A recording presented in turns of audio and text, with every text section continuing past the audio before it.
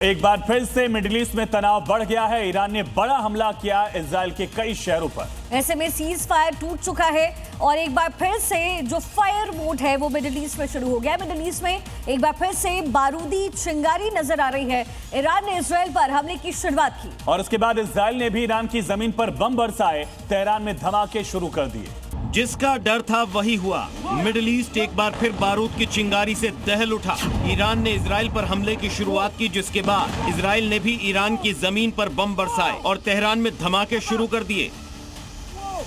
अप्रैल में युद्ध विराम के बाद पहली बार ईरान ने सीधे इजराइल पर हमला किया। इजराइल के हाफा और नाजरेत को टारगेट कर मिसाइलें दागी। हालांकि आईडीएफ का दावा है कि ज्यादातर मिसाइलों को इंटरसेप्ट कर लिया गया। ईरान के हमले के बाद इजराइल के कई शहरों में सायरन बजने लगे। लोगों को बंकर और सुरक्षित जगहों पर जाने के निर्देश दिए गए। अमेरिकी राष्ट्रपति डोनाल्ड ट्रंप ने दोनों पक्षों को जंग रोकने की अपील की थी। ईरान के हमले के बाद नेतन्याहू को फोन भी किया था। डील का हवाला देते ट्रंप ने कहा, अगर बीबी फिर हमला करते हैं तो ये सिलसिला अगले 47 सालों तक या 3000 साल तक चलता रहेगा।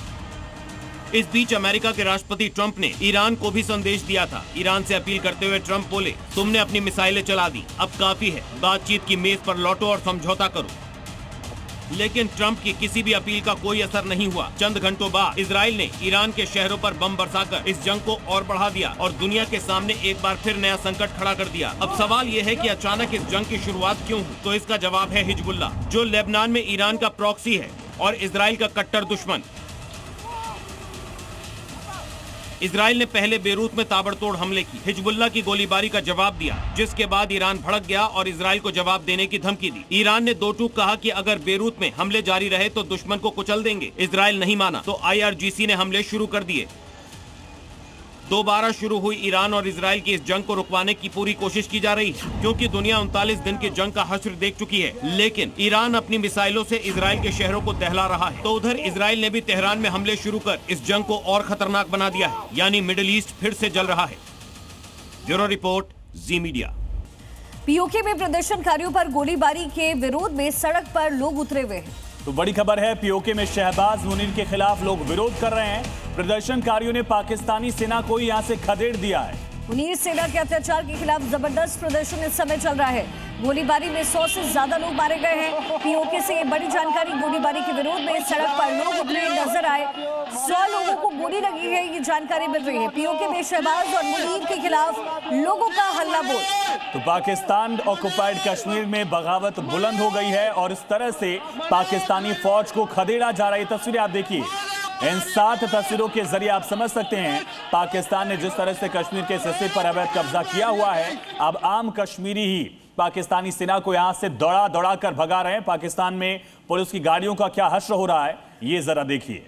तो ये 7 तस्वीरें आपके सामने पीओके से है। पीओके में लोगों का उग्र प्रदर्शन नजर आ रहा है। शहबाज और मुनीर के अत्याचार से परेशान लोग सेना को खदेड़कर भगाते हुए नजर आए हैं। 7 तस्वीरें आपकी टेलीविजन स्क्रीन पर।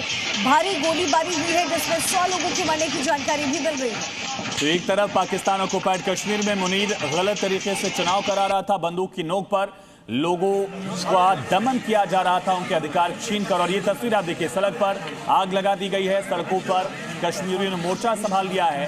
पाकिस्तानी फौजियों को खदेड़कर मारकर यहां से भगाया जा रहा है और आवाज को दबाने के लिए 100 लोगों का मर्डर कर दिया पाकिस्तानी फौज। आप देख सकते हैं, देखिए 7 तस्वीरें आपके सामने हैं। अलग अलग लोकेशंस की तस्वीर हम आपको दिखा रहे हैं। कैसे शहबाज सरकार के खिलाफ जबरदस्त ये प्रदर्शन हो रहे हैं।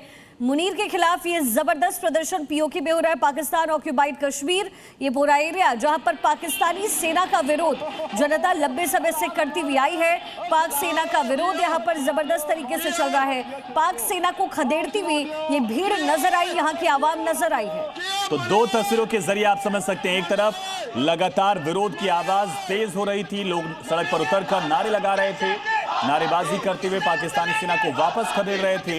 अब पाकिस्तानी सेना को भगाने का भी विजुअल हमारे सामने है। गिलगित बाल्टिस्तान में चुनाव को लेकर पाकिस्तान दमनकारी नीति अपना रहा था।